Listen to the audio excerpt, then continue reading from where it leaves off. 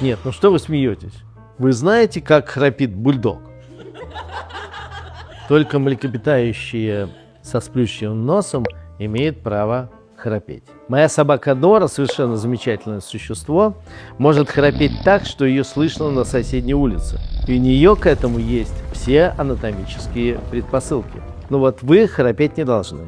Это тревожный сигнал суженных дыхательных путей, а иногда и ранних признаков апноэ. Иногда это просто усталость, а иногда это привычка спать на спине, или это сужение носоглотки, челюстей. Если вы храпите, это не повод для паники, а это причина, по которой надо обратиться к врачу. Особенно если сонливость не проходит, а ваш партнер уже перебрался на диван.